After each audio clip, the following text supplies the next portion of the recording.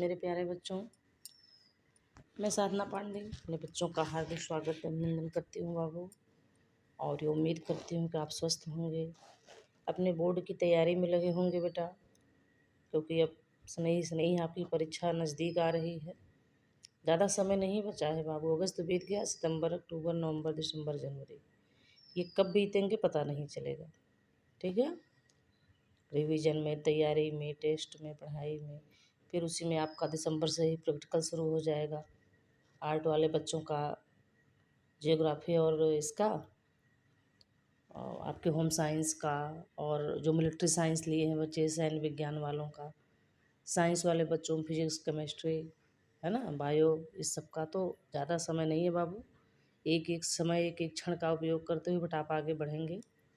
आज हम आपके संस्कृत दिग्दर्शिका का 6वां लेसन है, नृपति दिलीप। कौन सा लेसन है? नृपति दिलीप। उसी को हम देखेंगे। नृपति मीन्स राजा, दिलीप माने दिलीप। भगवान राम जी के वंशज थे ना महाराजा दिलीप, जिन्होंने नंदिनी गाय की सेवा की थी। हम लोग जब थे इंटर में तो संस्कृत में रघुवंश महाकाव्य में पुस्तक थी, हम लोग उसको पढ़े थे। तो महाराजा दिलीप भगवान राम जी के वंशज थे, उन्हीं के बारे में हम आज पढ़ेंगे। तो पहला श्लोक है, वैवस्वतो मनुर्नाम माननीयो मनीषिणाम आशीन महीक्षितामाद्य प्रणवश्च छंदसाम ईव। ईव लगा बेटा ना, छंदसाम धन ईव, छंदसाम मीव हो गया है, यहाँ अनुस्वार संधि है। और ईव मीन्स की तरह। कालिदास के लगभग लगभग श्लोकों में आपको ईव मिलेगा, उपमा अलंकार। जहाँ भी ईव मिलेगा वो संस्कृत में उपमा अलंकार का एग्जाम्पल होगा, की तरह, है ना। तो प्रसिद्ध भी है उक्ति, उपमा कालिदासस्य भारवे अर्थ गौरवम दंडिनः पद लालित्यम माघे सन्ति त्रयो गुणा। तो ये महाकवि कालिदास की बहुत बड़ी विशेषता है कि उनके प्रत्येक श्लोक में लगभग लगभग में उपमा अलंकार है। तो क्या कह रहे हैं, वैवस्वतो मनु नाम, वैवस्वत मनु थे ना भगवान राम जी के वंशज। तो जो है पूर्व काल में यानी वैवस्वत में, मनुर नाम, मनु नाम के, माननीयो माने माननीय, सम्माननीय, मनीषिणाम माने बुद्धिमानों के सभा में या बुद्धिमानों में, विद्वानों में, आसीन महीक्षितामाद्य, मही मतलब होता है पृथ्वी, और महीक्षित माने राजा। तो आशित मीन्स हुए थे, महीक्षिताम माने राजा नाम के, किस नाम के? मनु नाम के राजा हुए थे। जो कैसे हुए? प्रणव माने ओम, प्रणव मीन्स होता है ओम, और प्रणय, अगर यह उवा की जगह यह रहता प्रणय, तो प्रणय मीन्स प्रेम होता है, और प्रणव मीन्स ओम होता है। प्रणवश्च छंदसाम इव, छंदस माने होता है वेद।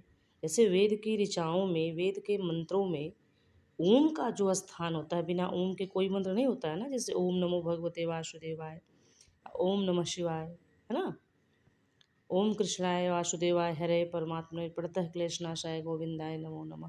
कोई भी श्लोक मतलब महामंत्र जो है बिना ओम के पूरा नहीं होता है, ओंकार से ही शुरू होता है। तो वही बात इसमें क्या कह रहे हैं कि पहले, है ना, वैवस्वत उसमें जो है सृष्टि के प्रारंभ में या प्रथम काल में वैवस्वत नाम के एक मनु हुए, जो माननीयो मनीषिणाम, जो बुद्धिमानों में परम सम्माननीय थे विद्वानों की सभा में। आशीत महीक्षितामाद्य, एक ऐसे मनु नाम के राजा हुए जो कैसे थे? प्रणवश छंदसाम इव, जो वैदिक मंत्रों में ओमकार के समान हुए। तो अतीत काल में या मतलब पहले राजाओं में प्रथम वैवस्वत मनु नाम के एक राजा उत्पन्न हुए, जो विद्वानों की सभा में परम सम्माननीय आदरणीय थे। वे वैदिक मंत्रों में ओंकार के समान थे। ठीक है। तदन्वय शुद्धिमति प्रसूतः शुद्धिमत्तरः दिलीप इति राजेंद्र इंदु क्षीरनिधि इव, क्षीरनिधि इवो इव। क्या कह रहे हैं? वो कैसे राजा हुए? क्षीरनिधो इव। तदन्वय माने उनके, अन्वय माने वंश में, उनके वंश में, प्रसूतः माने पैदा हुए, शुद्धिमति माने बहुत ही शुद्ध बुद्धि वाले, यानी उनके वंश में, किसके वंश में? भगवान राम के वंश में या वैवस्वत मनु के वंश में शुद्ध बुद्धि वाले राजा तो उत्पन्न ही हुए, प्रसूत शुद्धिमत्तर, ये देखिए थर्ड डिग्री है, कंपैरेटिव सुपरलेटिव, पॉजिटिव कंपैरेटिव और सुपरलेटिव, 3 डिग्री होती है, जैसे उच्च, उच्चतर, उच्चतम, है ना। तो क्या कह रहे हैं कि तदन्वय शुद्धिमति प्रसूत शुद्धिमत्तर, मैंने वैवस्वत मनु के वंश में शुद्ध बुद्धि वाले राजा उत्पन्न हुए और उनमें भी सर्वश्रेष्ठ बुद्धि वाले राजा दिलीप उत्पन्न हुए। वो कैसे, राजाओं में चंद्रमा थे, वो क्या थे, राजेंदु, वो राजाओं में चंद्रमा थे, सर्वश्रेष्ठ राजा थे।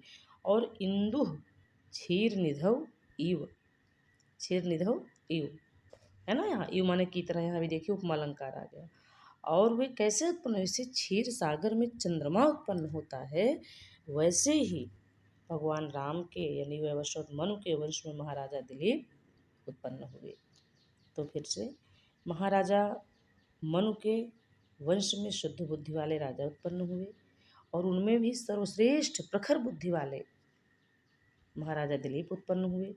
और महाराजा दिलीप उस वंश में राजाओं में चंद्रमा की तरह थे, वे ऐसे उत्पन्न हुए जैसे क्षीर सागर में चंद्रमा उत्पन्न होता है, वैसे ही मनु के वंश में महाराजा दिलीप उत्पन्न हुए। ठीक, हम तीसरा दोहा देखेंगे। भीम कांतैर नृपगुणैः स बभूव उपजीविनाम् अधृश्च अभिगम्यश्च यादव रत्नैन आर्व। अर्णव माने समुद्र, भीम कांति माने भयानक एवं सुंदर, भीम माने भयानक बहुत लंबा चौड़ा, कांति माने सुंदर, नृप माने राजा, गुणैः माने गुणों से युक्त थे, अदृश्य माने अनुलंघनीय थे वो, बभुवो उपजीवी नाम, बभु माने हुए, उपजीवी नाम माने जो अपने आश्रित थे, जो उनके उपजीवी थे, च अभिगम्यश्च वे उनका कभी अतिक्रमण नहीं करते थे, यदा रत्न इव अर्णव, यानी जैसे समुद्र में बहुत बड़े भयानक विषैले, हम कहेंगे कि यानी भयंकर जीव है ना, जैसे मगरमच्छ हुआ, व्हेल मछली हुआ, तो इनके डर के कारण समुद्र में कोई जल्दी घुसता नहीं है, ऐसे बिना किसी सुरक्षा के हम थोड़ी घुस पाएंगे समुद्र में। अच्छा, उससे उसके डर से कोई समुद्र को लांघ मतलब उसका उल्लंघन नहीं कर सकता, और समुद्र उसके वजह से अनुलंघनीय है और आदरणीय क्यों है, क्योंकि समुद्र के पास तमाम रत्न है, मोती है ना, मोती सीप में समुद्र में ही तो मिलता है, तो उसके लिए समुद्र आदरणीय है। तो यही दोनों गुण महाराजा दिलीप में भी थे, वो बड़े प्रतापी थे, शौर्यवान थे, तेजवान थे, जिसके कारण कोई उनका कोई अतिक्रमण नहीं कर पाता था। तो भीम कांति, लंबी चौड़ी विशाल शरीर वाले और सुंदर गुणों से युक्त वह राजा, स माने वह, बभूव उपजीवी नाम, अपने आश्रितों के लिए दोनों तरह से थे। कैसे थे, वह राजा दिलीप अपनी शूरवीरता, विशालकाय शरीर और उदारता के कारण अपने प्रिय जो है जनों के, अपने आश्रितों के लिए उसी प्रकार अनुलंघनीय और आदरणीय थे, जैसे यदा मीन्स जैसे यादव रत्नौ अर्णव, जैसे आधिश्च अभिगम्यश्च, और जैसे मतलब ये समुद्र घड़ियाल, मगरमच्छ, व्हेल इत्यादि उग्र जल जीवों के कारण अनुलंघनीय है तथा रत्न इत्यादि के कारण आदरणीय होता है, उसी तरह से महाराजा दिलीप अपनी शूरवीरता और उदारता के कारण अपने आश्रितों के लिए अनुलंघनीय और आदरणीय थे, यानी इनमें दोनों गुण थे बेटा, इनमें शक्ति और सहन शक्ति दोनों थी। हम चौथा देख, थोड़ा इसको ऊपर कर लें तब पढ़ने में मजा आएगा, और थोड़ा बड़ा कर लें। चौथा वाला श्लोक हम देखते हैं कि रेखा मात्रम अपि है ना, अनुस्वार संधि है, मैंने बताया था ना कि अगर अनुस्वार के आगे स्वर जाए तो अनुस्वार उसमें जुड़ जाता है, तो मात्रम धन अपि, अ में म जुड़ गया, म पूर्ण बन गया, रेखा मात्रम अपि छुड़ाद मनोरवर्तमनः परम न व्यतीयुः प्रजातस्य नियंतु नेमिर वृत्तयः। रेखा के बराबर भी, रेखा कितनी पतली होती है, देखिए ये रेखा है ना, इतनी पतली ये रेखा है ना, इसके बराबर यानी एकदम इसी पर लीक है ना, जो व्यवस्थित मनु के समय से जो नियम कानून जो बन गया था उसी पर उनकी प्रजा चलती थी, उसके न इधर जाती थी ना इधर जाती थी। ठीक, एकदम उसी पे एकदम उसी का जो है वो पालन करते हुए उनकी प्रजा चलती थी। इसकी महाराजा दिलीप की। तो रेखा मात्रम अपि, रेखा के बराबर भी, छुड़ाद मीन्स होता है प्रचलित, मनो माने मनु के समय से, वर्तमान माने मार्ग से, परम माने श्रेष्ठ बहुत बढ़िया, न व्यतीयु माने व्यतीयु माने उस परंपरा का पालन करने वाली, प्रजातस्य यानी उनकी प्रजा, नियंतु माने उस नियम का पालन करती थी, नेम वृत्तय माने उस नियम का भली भांति पालन करती थी। तो क्या कह रहे हैं कि महाराजा दिलीप की प्रजा है ना, महाराजा दिलीप की प्रजा मन के समय से ही जो आचरण बताया गया था, जो मार्ग दिखाया गया था, उससे रेखा के मात्र भी इधर उधर नहीं हटती थी। कैसे? व्यतियु प्रजातस्य नियंतो नेम वित्तय, जैसे सारथी रथ की धुरी से अपने मार्ग से जरा भी नहीं हटता है, वैसे ही महाराजा दिलीप की प्रजा भी महाराजा मनु के समय से ही दिखाए गए श्रेष्ठ मार्ग का, श्रेष्ठ आचरण का पालन करते हुए चलती थी, उससे रेखा मात्र भी जरा सा इधर उधर नहीं हटती थी, है ना। आकार सदृश प्रज्ञा, प्रज्ञया सदृश आगम, आगमयी सदृश आरंभ, आरंभ सदृश उदय। कितना बढ़िया श्लोक है। क्या कह रहे हैं? आकार, जैसा उनका आकार था, जैसे उनकी लंबी चौड़ी शरीर थी, सदृश माने की तरह, प्रज्ञा माने वैसा उनका ज्ञान भी था, और प्रज्ञा माने जैसे उनका ज्ञान था, ज्ञान की तरह उनका आगम, उनका शास्त्रों का भी ज्ञान था, वेद पुराणों का भी ज्ञान था, उन्हें वो शास्त्र के ज्ञानी भी थे, आगमयी है। और जैसे वो शास्त्र के आज्ञा के द्वारा, शास्त्र के ज्ञान के द्वारा आरंभ, अपने कार्य का आरंभ करते थे, आरंभ सदृश उदय, वैसे उनके कार्य का उदय भी होता था, उसका परिणाम भी मिलता था। भाई जैसा हम शुरुआत करेंगे वैसा ही तो अंत होगा, कहते ना आदि भला अंत भला तो सब भला, लेकिन आदि भला, अगर हम शुरुआत बढ़िया करेंगे बेटा, हमारा कार्य बढ़िया होगा। हम अच्छा दृढ़ संकल्प करें, अच्छी सोच के साथ करें, सकारात्मक सोच के साथ करें। जब हम रो रो के कोई कार्य शुरू करेंगे तो उसका अंत भी रोने से ही होगा। इसलिए हमको एक नए उत्साह के साथ, नए उमंग के साथ, नई सकारात्मक सोच के साथ किसी भी कार्य की शुरुआत करनी चाहिए। तो क्या कह रहे हैं कवि कालिदास जी कि आकार सदृश प्रज्ञा, जैसा उनका शरीर था, जैसे उनकी लंबी चौड़ी सुंदर शरीर थी, वैसे आकार के समान हुए बुद्धिमान भी थे, और प्रज्ञा सदृश आगम, जैसे उनकी बुद्धि थी वैसे उनका शास्त्रों का ज्ञान भी श्रेष्ठ था। और क्या था? आगमयी सदृश आरंभ, और भी उस शास्त्र के ज्ञान के अनुरूप ही जैसे अपने कार्यों का आरंभ करते थे, और आरंभम सदृश उदय, वैसे ही कर्म के अनुरूप उनको उनके फल की सिद्धि मिलती थी, अर्थात उनको हर कार्य में सफलता मिलती थी। छठा हम देखेंगे, प्रजानाम एव भृत्यर्थ स ताभ्यो बलिम गृहीत सहस्र गुणाम उत्सृष्टयिम उद्दाते ही रसम रवि, रवि माने सूर्य। प्रजानाम एव, प्रजानाम एव हो गया ना बेटा, फिर वही अनुस्वार संधि है। तो प्रजा के लिए ही, वृत्त्यर्थम माने उनके कल्याण के लिए ही, स माने वह यानी महाराजा दिलीप, ताभ्य माने उनके द्वारा, बलिम बल को यानी कर को, गृहीत माने खींचते थे, लेते थे, यानी प्रजा के कल्याण के लिए वे उनसे बलि लेते थे, टैक्स लेते थे, कर लेते थे, और फिर क्या करते थे? सहस्र गुना, सहस्र माने हजार गुना करके, उत्सृष्टम उनको वापस लौटाने के लिए, दत्ते माने देते ही थे, रसम माने उनका रस यानी उसका फल, रवि माने सूर्य की तरह। बेटा मैं आपको याद दिलाना चाहूँगी, गोस्वामी जी की दोहावली है ना रचना, उसमें से एक दोहा हमने पढ़ा था जब हम आप लोग 11 में थे। बरसत हरसत लोग सब करसत लखै न कोय, और तुलसी प्रजा सुभागते भूप भानु श्रम होय। यानी सूर्य क्या करता है, तालाब के, पोखरों के, नदियों के, समुद्रों के जल को वो बड़े ही शांत भाव से, मौन भाव से खींच लेता है, उसको कोई नहीं देखता है ना। लेकिन जब वो उसको 1000 गुना करके पृथ्वी को देता है ना, अपने लिए थोड़ी सूर्य लेता है उस जल को। जल का शोषण, जल का आकर्षण जब सूर्य करता है, वाष्पोत्सर्जन होता है, तो सूर्य उसको अपने पास नहीं रखता है, फिर उसका 1000 गुना करके इस पृथ्वी को ही, पृथ्वीवासियों को ही दे देता है। तो उसी तरह से ये राजा भी कैसे हैं, प्रजा नामे उभृत्यर्थम, प्रजा के कल्याण के लिए ही वे महाराजा दिलीप उनसे बल यानी कर ग्रहण करते थे और फिर उसे 1000 गुना करके उन्हें प्रदान करते थे।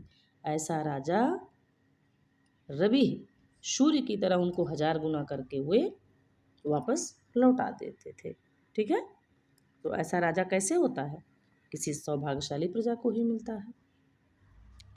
सातवां हम देखते हैं, सेना परिच्छेदतस्य द्वयम एवार्थम साधनम शास्त्रे तु अकुंठिता बुद्धिर्मौरवी धनुष चातता चधन आतता।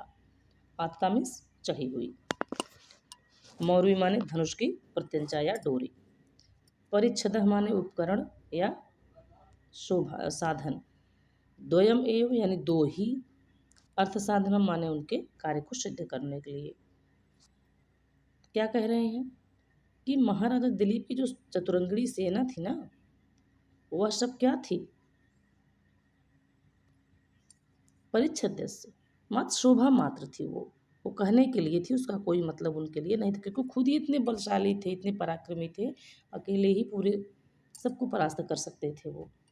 लेकिन राजा के साथ सेना का चलना एक मतलब शोभायमान सूचक है, तो सेना लेकर चलते थे, लेकिन उनको वैसे इस सेना की कोई आवश्यकता नहीं थी। तो वही कह रहे हैं, सेना परिच्छेदस्य यानी महाराजा दिलीप की जो विशाल सेना बस उपकरण मात्र थी, शोभा मात्र थी उनके लिए, उन्हें अपने कार्य की सिद्धि के लिए इसकी कोई आवश्यकता नहीं थी। द्वयम एव अर्थ साधनम, उन्हें अपने प्रयोजन की सिद्धि के लिए सिर्फ दो ही चीज़ें काफ़ी थी। क्या, शास्त्रे तो अकुंठिता बुद्धि, एक तो शास्त्र में पारंगत उनकी बुद्धि, वो कोई भी कार्य बेटा शास्त्र आज्ञा से ही करते थे। जो शास्त्र में विधान है, हमारे वेदों पुराणों में, दर्शन में, शास्त्रों में, वेदांगों में जो नियम है कि किसी कार्य को कैसे करना चाहिए, उसी तरह से वो करते थे। तो कैसी, एक तो उनकी क्या, शास्त्र ज्ञान से युक्त असाधारण बुद्धि, और दूसरी हमेशा धनुष पर चढ़ी हुई प्रत्यंचा। ये दो ही चीज़ उनके लिए काफ़ी थे किसी भी प्रयोजन को सिद्ध करने के लिए। बाकी सेना तो बस उनके लिए एक शोभायुक्त उपकरण मात्र थी। कहने का मतलब बेटा, जैसे पहले तो वो अपनी बुद्धि से समझाते थे किसी को, शास्त्र ज्ञान से जो भाई बुद्धिमान होगा वो आराम से समझा लेगा ना, किसी बात को झगड़ा थोड़ी करेगा। शत्रु सेना को समझाते थे, और जब जो नहीं मानता था तो उसके बाद तो फिर धनुष थी ही, है ना। तो क्या कह रहे हैं हम, आठवां पढ़ेंगे, तस्य संवृत्त मंत्रस्य गूढ़ आकारे अंगितस्य च फल अनुमेया प्रारंभा संस्कारा प्रार्थना इव। फिर आ गया इव माने की तरह। क्या कह रहे हैं, तस्य माने उनका, संवृत्त मंत्र से माने मंत्रणा, उनके सचिवों के साथ जो उनकी गुप्त मंत्रणा होती थी, गूढ़ माने गुप्त, अंगकारे आकारे इंगितस्य यानी जो उनकी आपस में जो बातचीत होती थी ना उनके और मंत्री के बीच में, कोई नहीं जान पाता था उसको।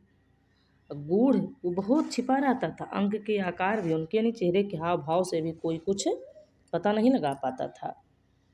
और फल अनुमेया, लोग बस फल का अनुमान लगाते थे कि हो सकता है ये हो। और प्रारंभा संस्कारा प्रार्थना इव, कह रहे हैं कि प्रार्थना माने पूर्व जन्म के, जैसे लोग किसी के संस्कार को देखते हैं तो उसके पूर्व जन्म के संस्कार का, पूर्व जन्म के पुण्य का अनुभव अनुमान लगाते हैं, वैसे ही लोग इनके कार्यों को देखकर अनुमान लगाते थे, जान नहीं पाते थे। तो क्या कह रहे हैं, तस्य संवृत्त मंत्रस्य, राजा की मंत्रणा उनके मंत्रियों से वो गुप्त रहती थी, गूढ़ आकारे अंगितस्य, उनके मुख की हाव भाव भंगिमा भी गुप्त रहती थी, उसको कोई नहीं जान पाता था। फल अनुमेया प्रारंभ, उनके कार्यों को देखकर लोग फल का अनुमान लगाते थे।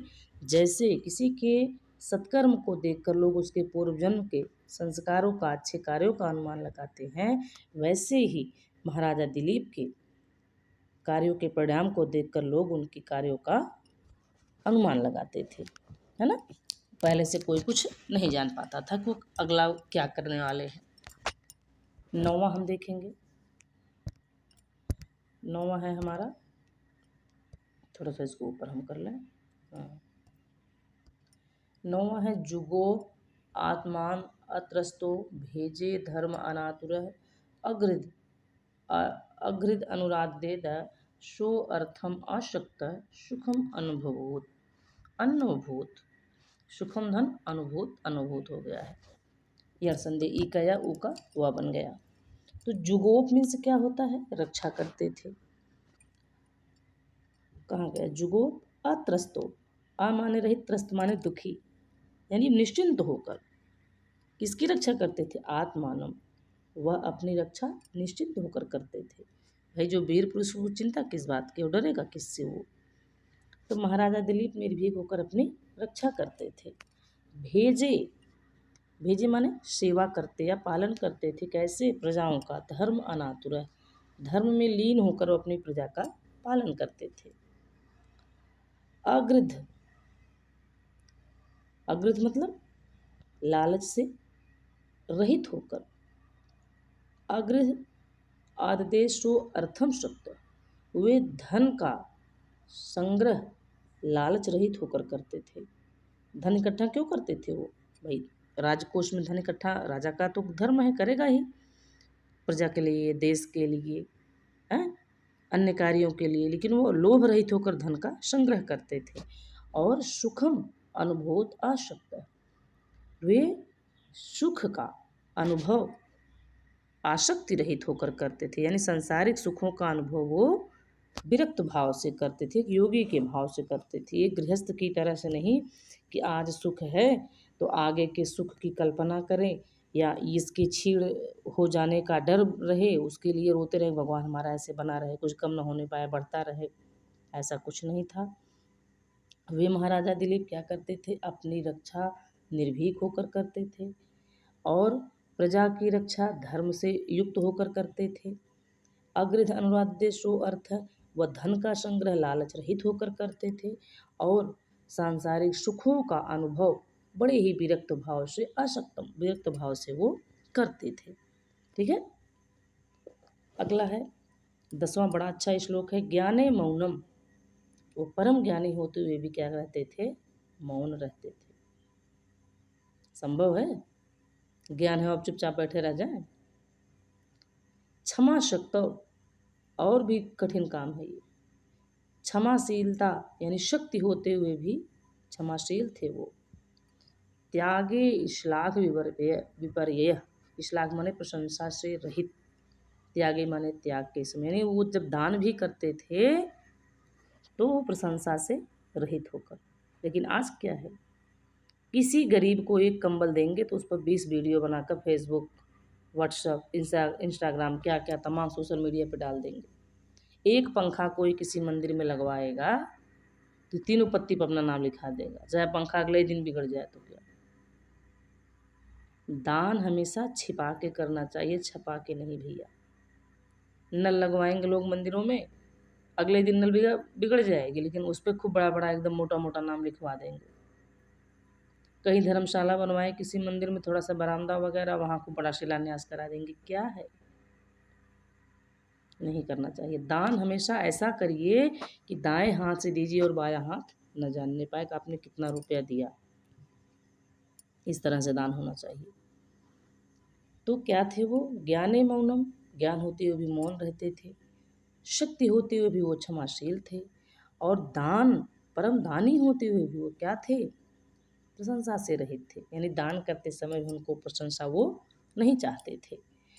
और क्या है, गुड़ा अगुड़ा अनुबंध बंधित्वा तस्य प्रसवाह इव, यू माने की तरह, प्रसव माने सप्रसव माने एक साथ पैदा हुए थे, तस्य माने उनके। यानी ये दोनों गुण एक दूसरे के विरोधी होते हुए भी जन्म के समय ही उनके साथ पैदा हुए थे, है ना। कौन कौन से गुण? वो महाराजा दिलीप ज्ञानी होने पर भी मौन रहते थे, अपने ज्ञान का बखान नहीं करते थे। दंड देने की शक्ति थी, फिर भी वो क्षमाशील थे। दानी होने पर भी अपनी प्रशंसा नहीं करते थे। तो ये गुण एक दूसरे के विरोधी, गुड़ा गुड़ा अनुबंधाते, विरोधी होते हुए भी ऐसा लगता था कि जन्म के समय उनके साथ ये सब पैदा हुए थे, उत्पन्न हुए थे। 11वां है अनाकृष्टस्य विषयैर्विद्यानां पारदृश्यवनः तस्य धर्मरते आश्रित वृद्धोत्तम जरसा बिना। जरसा माने बुढ़ापा, जरा, बिना माने रहित। अनाकृष्टस्य, उनकी बुद्धि कैसी थी? आकृष्ट न होने वाली, किसमें? विषयी, सांसारिक विषय वासनाओं में, छल कपट ईर्ष्या द्वेष काम क्रोध लोभ मोह मद, इसको हमारे संतों ने ज्ञानियों ने विषय कहा है ना। तो जो भी सांसारिक बुद्धियां हैं, जो मलिनताएं हैं, जो हमको हमारे सद्मार्ग से भटकाए, वो क्या है? विषय है। अनाकृष्ट से, वो कैसे थे महाराजा दिलीप? विषयों के द्वारा आकृष्ट नहीं होते थे वो। विद्यई पारंगता पारदृश्य बना, वे सभी विद्याओं में क्या थे? पारंगत थे। महाराजा दिलीप विषयों के द्वारा आकृष्ट नहीं होते थे और विद्याओं में पारंगत थे। तस्य धर्म रते आश्रित, वे क्या करते थे? धर्म से प्रेम करने वाले उन राजा को वृद्धोत्तम जरसा बिना, बिना बुढ़ापे के ही बुढ़ापा आ गई थी। अर्थात वो वृद्ध तो नहीं हुए थे अभी, लेकिन उनके अनुभव, उनकी बुद्धि एक वृद्ध से कम भी नहीं थी। भाई एक राजा है तो बेटा पद का बड़ा वो होता है, पद मिलते ही व्यक्ति में परिवर्तन आ जाता है ना। लेकिन ये लोग साधारण नहीं थे। भगवान राम ने भरत के लिए भी कहा कि भरत ही हो ही न राजमधु विधि हरिहर पद पाए, कबहू की काजी सी करण क्षीर सिंधु बिनसाए। तो उन्हीं के तो पूर्वज थे महाराजा दिलीप, भरत जी के, भगवान राम जी के। वो कैसे थे? वो सांसारिक विषयों से रहित उनकी बुद्धि थी। वे धर्म के परम ज्ञाता थे, पारंगत थे, बुद्धिमान थे। और वे महाराजा दिलीप, ऐसा लगता था कि बुढ़ापे से पहले ही वे वृद्ध थे। अर्थात उनके अनुभव, उनके ज्ञान इतने अधिक थे ना कि ऐसा लगता था कि ये कोई एक वृद्ध का ज्ञान हो, किसी अनुभवी व्यक्ति का ज्ञान हो। 12वां हम देखते हैं। 12वां हमारा श्लोक है, एक मिनट, हाँ, 12वां प्रजानां विनयादाधानं रक्षणाद भृणादपि स पिता पितरः तासां केवलम जन्म हेतवः। क्या कह रहे हैं? प्रजा नाम माने प्रजा की, विनयात आधानात, विनम्रता पूर्वक वे क्या करते थे? भरण पोषण करते थे। रक्षणाद, रक्षा करने से, भरणाद, भरण पोषण करने से भी, स पिता, वह उनके पिता की तरह से थे। और तासाम पितराम, उनके पिता तो केवल जन्म के हेतु वह माने कारण थे। यानी वे जो थे, कौन? महाराजा जो दिलीप थे, वे अपनी प्रजा की रक्षा, प्रजानाम विनयात आधानम रक्षणाद भरणादपि, वे महाराजा दिलीप अपने प्रजा को की रक्षा कैसे करते थे? विनयात माने विनम्रता पूर्वक उनकी रक्षा करने से, उनका भरण पोषण करने से। वह उनके पिता की तरह से थे और उन प्रजाओं के पिता तो केवल उनके जन्म के कारण थे। पिता का कार्य क्या है? बच्चे की देखभाल करना ना। जब तक बेटे की शादी न हो जाए, उसकी कहीं बढ़िया जॉब न लग जाए या अपना वो कोई बढ़िया बिजनेस न शुरू कर दे, यानी जब तक वो अपने पैरों पर खड़ा न हो जाए, तब तक पिता उसकी देखभाल करता है ना। उसके बाद बेटे की का ये है उत्तरदायित्व तो अपने बाप की रक्षा करे, अपने पिता की देखभाल करे। वो जब पिता वृद्धावस्था को प्राप्त करे तो फिर बेटे का भी तो है ना ये उत्तरदायित्व। और जो बेटे इस बात को भूलते हैं बेटा, कहीं नहीं स्थान है उनके लिए, न स्वर्ग में, न नरक में, न कहीं किसी लोक में, न इस पाप का कोई प्रायश्चित है जो अपने माँ बाप को तकलीफ देता है। जान लीजिए। अगला हम देखेंगे, दुदोह गाम स यज्ञाय सस्याय मध्वा दिवम संपदुई नियमेन विनिमेन उभयोः दधतु भुवन द्वयम। भुवन माने संसार या लोक, दुदोह माने दोहन करते थे, गाम माने पृथ्वी की, सा माने वह, यज्ञाय माने यज्ञ के लिए। यानी महाराजा दिलीप पृथ्वी का दोहन क्यों करते थे, पृथ्वी की जुताई, उस पर फसल क्यों करते थे, अन्न होगा तो यज्ञ उत्पन्न किया जाएगा उससे। सस्याय खेती के लिए, मधवा माने होता है इंद्र, दिवम माने देते थे वर्षा का जल। तो संपत्ति संपत्ति विनिमयो उभयो, संपत्ति माने संपत्तियों का, विनिमय माने आदान प्रदान, उभयो माने दोनों करते थे, दधातु माने धारण करते थे, भुवन माने लोगों को, द्वयम माने दोनों। तो क्या होता था, वे महाराजा दिलीप पृथ्वी का दोहन अन्न को उत्पन्न करने के लिए करते थे, यज्ञ के लिए करते थे, और इंद्र देवता फसलों के लिए, सस्य माने फसल, फसलों के लिए बढ़िया वर्षा करते थे, जिससे धरती अन्नमय हो जाती थी। तो इस प्रकार से दोनों लोग अपनी संपत्तियों का आदान प्रदान करते थे। जिस तरह से दोनों लोग संपन्न था, है ना, दधातु, ये दोनों लोग को धारण करके संपन्नता पूर्वक अपने अपने लोक की रक्षा करते थे। कहने का मतलब इंद्र देवता वर्षा कराते थे, फसल अच्छी होती थी, और उन्हीं फसलों से, उन्हीं अन्न से महाराजा दिलीप यज्ञ करते थे, जिससे शत्रुओं की शक्ति बढ़ती थी, सॉरी क्षम्यताम प्रभु, देवताओं की शक्ति बढ़ती थी। तो जब देवता बलिष्ठ होंगे, वो शक्तिशाली होंगे, तो बढ़िया वर्षा करेंगे, और वर्षा बढ़िया होगी तो हमारी पृथ्वी पर अन्न बढ़िया होगा, अन्न बढ़िया होगा तो हम खाएंगे पिएंगे, सुखी संतुष्ट रहेंगे, पृथ्वी हमारी हरी भरी रहेगी। तो दोनों एक दूसरे का आदान प्रदान या विनिमय करके दोनों लोगों की रक्षा करते थे। पहले के राक्षस क्या करते थे, पहले यज्ञ कोई विध्वंस करते थे ना, कि यज्ञ हम विध्वंस कर देंगे तो देवता कमज़ोर हो जाएंगे, तो उनको हम हरा देंगे युद्ध में, है ना। तो वही बात बता रहे हैं कि महाराजा दिलीप यज्ञ करने के लिए पृथ्वी का दोहन करते थे, पृथ्वी पे खेती करते थे, और जिससे अन्न उत्पन्न होने पर यज्ञ होता था, तो इंद्र देवता को उससे मजबूती मिलती थी, और इंद्र देवता भी इस धरती पर समय समय पर वर्षा कराते थे खेती के लिए, जिससे दोनों की संपत्तियों के आदान प्रदान से दोनों लोगों का भरण पोषण बड़े अच्छे से हो रहा था। ठीक, हम अगला देख लेते हैं। हमारा 2 श्लोक और बचा है।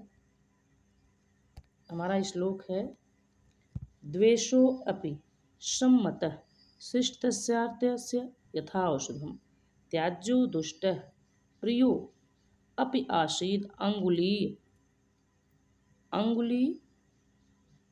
उरग छता, अंगुलीव धन उरग धन छता। अंगुली माने अंगुली, उरग, उर माने छाती से, ग माने गमन करने वाला अर्थात सांप, और छत माने काटी गई। तो द्वेषो अपसम्मतः, सम्मत माने यदि बुद्धिमान है, अच्छी बुद्धि वाला व्यक्ति है, और वह द्वेष करता है इनसे, इनका शत्रु है, तो भी वह सम्माननीय है। ध्यान दीजिएगा क्या कह रहे हैं इसमें महाकवि कालिदास जी, कि बुद्धिमान सज्जन होते हुए भी महाराजा दिलीप का शत्रु उनके लिए सम्माननीय था। और शिष्टस्य तस्य अर्थस्य यथाऔषधम, जैसे औषधि, कड़वी औषधि को लोग ग्रहण करते हैं, कड़वी और हितकारी औषधि को लोग ग्रहण करते हैं ना, वैसे ही यदि इनका शत्रु है और वह सज्जन है, तो भी वह सम्माननीय था, ग्रहणीय था महाराजा दिलीप के लिए। यानी सज्जन शत्रु भी राजा के लिए प्रिय था। किस प्रकार प्रिय, जिस प्रकार रोगी पुरुष के लिए कड़वी औषधि प्रिय होती है, उसी प्रकार से सज्जन शत्रु भी महाराजा दिलीप को प्रिय था।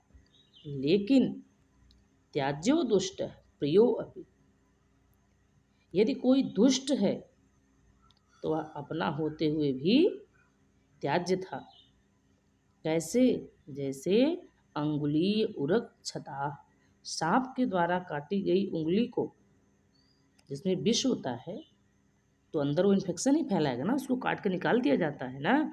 जैसे सांप के द्वारा काटी गई उंगली त्याज्य होती है, उसी तरह से दुर्जन प्रिय व्यक्ति भी उनके लिए त्याज्य था।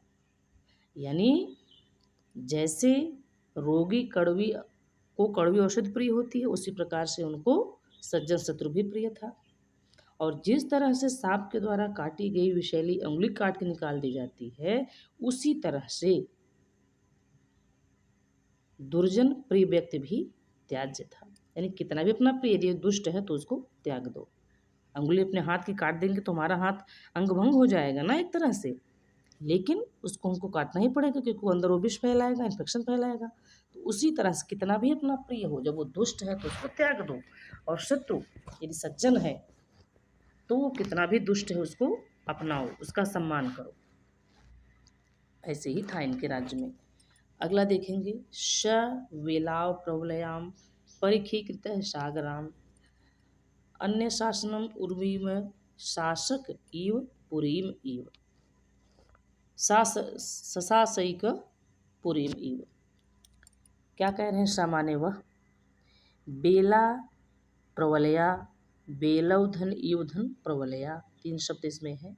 यानी समुद्र के किनारे समान परकोटे वाली, परिखीकृत खाई वाली, उर्वी माने पृथ्वी को, अनन्य शासन माने एक छत्र शासन, सशासयिक पुरीम इव, पुरी माने एक नगर की तरह वो शासन करते थे। तो कहाँ से कहाँ तक, पृथ्वी जहाँ स्थल का समापन है वहाँ जल शुरू हो गया है, तो जल शुरू हुआ है समुद्र के पास से। तो क्या कह रहे हैं, वे राजा दिलीप समुद्र पर्यंत पृथ्वी पर, वेला प्रवलयाम, वे महाराजा दिलीप समुद्र के किनारे के समान पर कोटे वाले, यानी जैसे बॉर्डर एक बना हो नहीं समुद्र के किनारे, वैसे पर कोटे वाली, यानी समुद्र पर्यंत पृथ्वी पर, परिखीकृत उसके चारों तरफ खाई से युक्त एक नगरी की तरह शासन करते थे। तो इसका पूरा अर्थ हम कैसे देख लेंगे कि वे महाराजा दिलीप समुद्र पर्यंत पृथ्वी पर एक नगरी की तरह एक छत्र शासन करते थे। कैसे करते थे कि जिस प्रकार से मनुष्य परकोटे तथा खाई से युक्त, परकोटा होता ना समुद्र के किनारे रूपी परकोटा, और परिखीकृत माने जैसे बड़े बड़े जो बढ़िया बढ़िया राज्य होते थे उसके किनारे पहले वो क्या कहते हैं उसको, परकोटा माने जैसे दीवार नहीं बनती है चारों तरफ से, जैसे घर के चारों तरफ चारदीवारी होती है, वैसे हमारे राजमहल के चारों तरफ एक दुर्ग, एक किला, एक मतलब बढ़िया मजबूत दीवार बनती थी, शत्रु उसको भेद कर अंदर न आ सके। और उस दीवार के बाद भी खाई बनती थी कि शत्रु सेना रात में अगर आती है, आक्रमण, लोग रात में आक्रमण करते थे तो उस खाई में गिर जाए। रावण के महल के चारों तरफ बना था, परकोटा बना था, खाई बनी थी, सब कुछ था। तो एक बढ़िया किले का को मतलब सुरक्षित रखने के सब मतलब हैं साधन, इन सबसे अपने घरों को, अपने किले का, अपने दुर्ग को हम मजबूत करते हैं। तो वही बता रहे हैं कि वह समुद्र के किनारे से युक्त परकोटे वाली तथा खाई से युक्त पृथ्वी पर अनन्य शासन, एक छत्र शासन करते थे, और सशासकई पूरी यु, और ऐसा लगता था कि वह पूरी पृथ्वी नहीं बल्कि ये कोई नगर का शासक हो, है ना। यानी पूरी पृथ्वी के चक्रवर्ती सम्राट थे, छत्र राज्य था इनका संपूर्ण भूमंडल पर, और उस भूमंडल का परकोटा क्या था, समुद्र था। और उसके बाद जो था वो क्या थी, उनके नगर की, उनके संपूर्ण पृथ्वी की खाई जो थी वो भी उनका एक तरह से बॉर्डर था उनके पूर्व भूमंडल का। तो उस परकोटे से युक्त समुद्र के किनारे था खाई से युक्त, है ना, खाई से युक्त बॉर्डर वाली उस संपूर्ण धरती पर उनका एक छत्र राज्य था, जिसके महाराजा दिलीप ऐसे शासक थे, लगता था कि वो एक नगरी पर, संपूर्ण धरती एक नगरी की तरह से, और उसके वो एक छत्र राजा थे। ठीक, आ गया समझ में। और ये कहाँ से है, रघुवंश महाकाव्यम से है। रघुवंश महाकाव्यम किसकी रचना है, महाकवि कालिदास का है, महाकाव्य है जिसमें 19 सर्ग हैं, और भगवान राम के पूर्वजों में 31 राजाओं का वर्णन है। जिसमें से महाराजा दिलीप के बारे में हमने आज पढ़ा थोड़ा सा। ठीक है, उम्मीद करती हूँ आपके समझ में आ गया हो बेटा। इसको 2-3 बार पढ़ लीजिएगा, क्योंकि परीक्षा में इस लेसन से 2-1 श्लोक कभी कभी आ जाता है। ठीक है, तो उम्मीद करती हूँ कि आपके समझ में आ गया होगा। अब हम मिलेंगे अगले वीडियो में, तब तक के लिए जय श्री राधे श्याम।